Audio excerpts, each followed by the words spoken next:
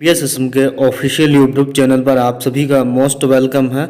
आज के इस वीडियो के माध्यम से आप सभी को एसएससी सीजीएल की तरफ से जो एडवर्टीजमेंट ऑफिशियल वेबसाइट पर रिलीज किया गया है, इसके ऑनलाइन एप्लीकेशन फॉर्म कब से भरना शुरू हो जो रहे हैं, इसके साथ ही साथ एलिजिबिलिटी क्राइटेरिया क्या है, कौन कौन से लोग इस फॉर्म को ऑनलाइन तरीके से अप्लाई कर सकते हैं, एज लिमिट क्या है, सिलेक्शन प्रोसीजर क्या है, एग्ज़ाम पैटर्न क्या है, और इसके साथ ही साथ जो एग्ज़ाम आपके कंडक्ट करवाए जाएंगे किस सिटी में कंडक्ट करवाए जाएंगे, इन शॉर्ट अगर बात करें यहाँ पर तो आपको इस वीडियो के माध्यम से एसएससी सीजीएल के ऑनलाइन एप्लीकेशन फॉर्म से लेकर और इसके सिलेक्शन प्रोसीजर और ज्वाइनिंग लेटर तक के कंप्लीट इन्फॉर्मेशन आपको इस वीडियो के माध्यम से दिया जाएगा।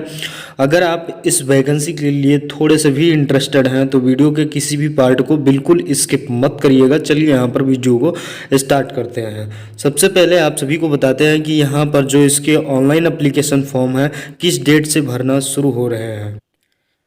यह एक ऑल इंडिया रैंक की जॉब है और इसके लिए मेल और फीमेल दोनों ही कैटेगरी के लोग इस फॉर्म को ऑनलाइन तरीके से भर सकते हैं। इसके जो ऑनलाइन फॉर्म भरने की डेट स्टार्ट हो रही है 3/4/2023 की डेट से आप इस फॉर्म को फिल कर सकते हैं। और यहाँ पर जो लास्ट डेट रखा गया है, इसका जो लास्ट डेट यहाँ पर रखा गया है 3/5/2023, यानी कि लास्ट डेट तक आप इस फॉर्म को 3/5/2023 तक भर सकते हैं। इसके साथ ही साथ यहाँ पर बताया गया है last date making online payment, यानी कि इसके फीस पेमेंट करने की जो डेट यहाँ पर रखा गया है 4/5/2023 तक आप इस फॉर्म को ऑनलाइन तरीके से भर सकते हैं। लास्ट डेट अगर आपने ऑफलाइन चालान करना है तो आपको यहाँ पर लास्ट डेट 4/5/2023 तक का टाइम दिया गया है। Last date for payment through challan तो यहाँ पर आपको इसके लिए 5/5/2023 तक का टाइम यहाँ पर आपको दिया गया है। इसके साथ ही साथ date window for application from correction including online payment, अगर आपके फॉर्म में किसी भी प्रकार की करेक्शन करने की ज़रूरत है, बाई मिस्टेक आपका फॉर्म गलत हो गया है, तो इसमें जो करेक्शन करने के लिए यहाँ पर आपको टाइम दिया गया है एसएससी की तरफ से 7/5/2023 तक का टाइम दिया गया है। इसके साथ ही साथ जो टीयर 1 का एग्ज़ाम कंडक्ट करवाया जाएगा वो कंप्यूटर बेस्ड एग्ज़ाम कंडक्ट करवाए जाएंगे और वो आप सभी के एग्ज़ाम जुलाई मंथ में कंडक्ट करवा लिए जाएंगे। और जो इसका सेकंड टीयर 2 का कंप्यूटर बेस्ड एग्ज़ाम होगा उसके लिए नोटिफिकेशन डिक्लेयर किया जाएगा कि उसका एग्ज़ाम कब कंडक्ट करवाना है। ऑफिशियल वेबसाइट पर आपको वो नोटिफिकेशन डिक्लेयर किया जाएगा।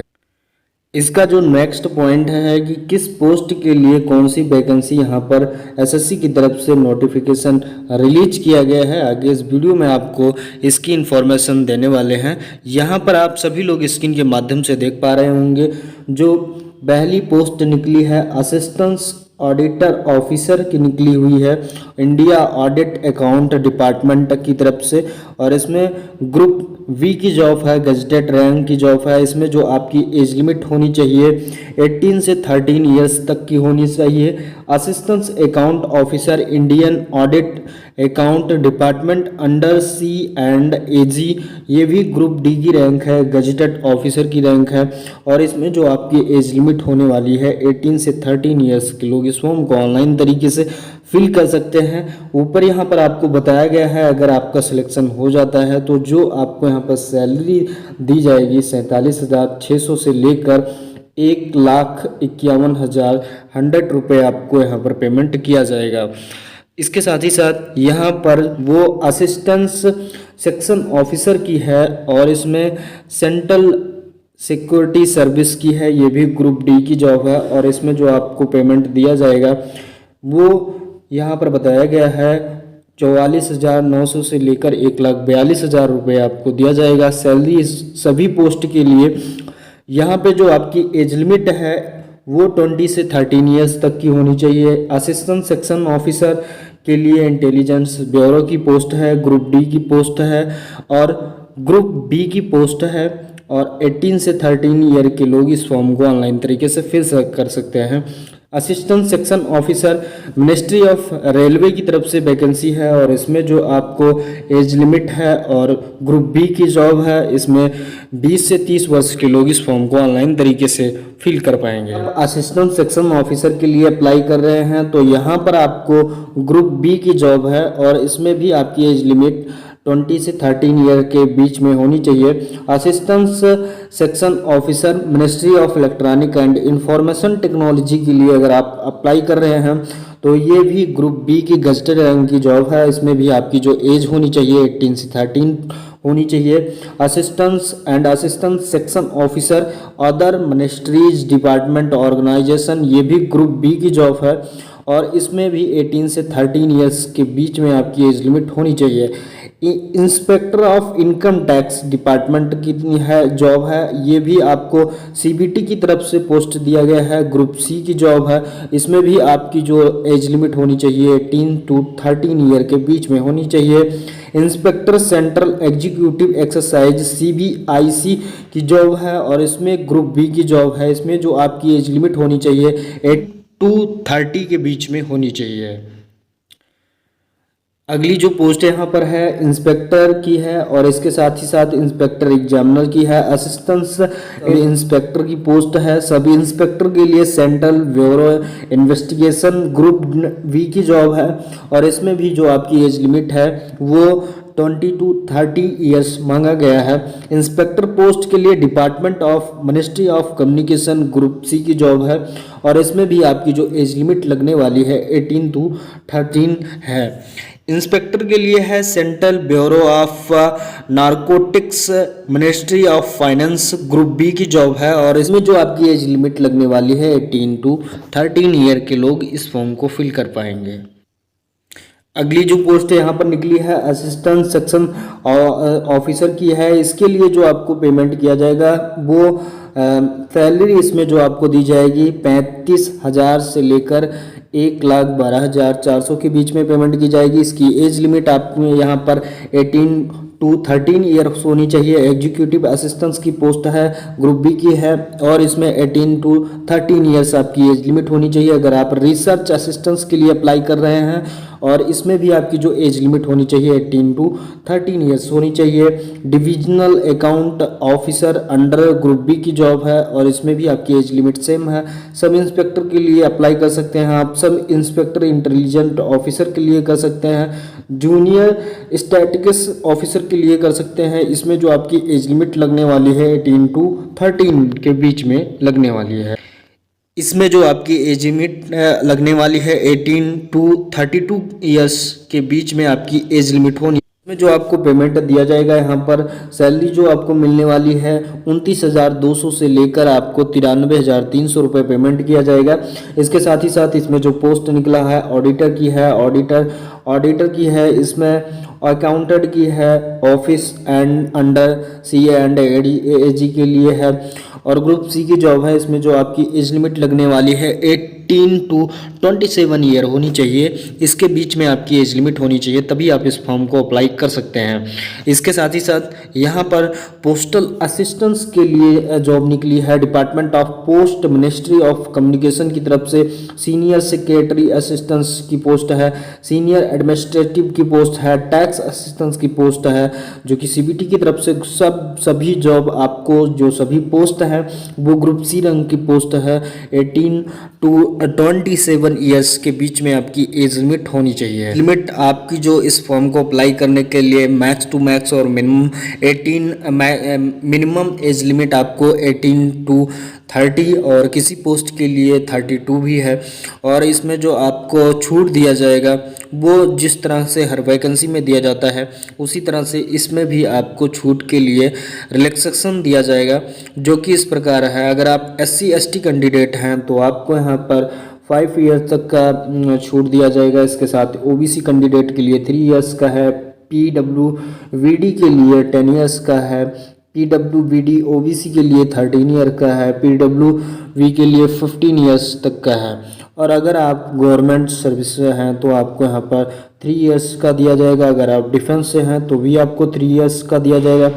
इसके साथ ही साथ सभी कैटेगरी के लिए अलग अलग मतलब इसमें एज रिलैक्सेशन का ऑप्शन दिया हुआ है। वीडियो में यहाँ पर बात करते हैं, अगर इसके एजुकेशन क्वालिफिकेशन की बात करें किस तो अलग अलग पोस्ट के लिए अलग अलग एजुकेशन क्वालिफिकेशन है। वैसे तो आपको बैचलर डिग्री किसी भी स्ट्रीम में होनी चाहिए, लेकिन कुछ पोस्ट के लिए यहाँ पर क्राइटेरिया अलग रखा गया है, जैसे कि असिस्टेंट ऑडिट ऑफिसर और असिस्टेंट अकाउंट ऑफिसर के लिए यहाँ पर आपको बैचलर डिग्री होनी चाहिए। साथ ही साथ आपके पास चार्टर्ड अकाउंटेंट और cost and management accountant company की तरफ से मास्टर डिग्री भी होनी चाहिए। अगर आप जूनियर स्टैटिकल्स ऑफिसर के लिए अप्लाई कर रहे हैं तो इसमें आपको किसी भी स्ट्रीम के साथ बैचलर डिग्री होनी चाहिए।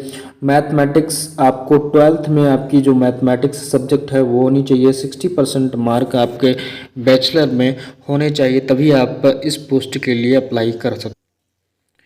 अगर आप स्टैटिकल इन्वेस्टिगेटर ग्रेड बी की जॉब के लिए अप्लाई कर रहे हैं तो आपको यहाँ पर बैचलर डिग्री होनी चाहिए। स्टैटिक्स एज वन सब्जेक्ट इसमें आपका होना चाहिए और जो आपके सेमेस्टर होने चाहिए 6 semester of the graduation course में होने चाहिए। Research assistance in national human rights commission के लिए अगर आप अप्लाई कर रहे हैं तो आपका बैचलर डिग्री होनी चाहिए और डिजाइवर क्वालिफिकेशन होनी चाहिए। मिनिमम 1 ईयर्स का रिसर्च एक्सपीरियंस होना चाहिए।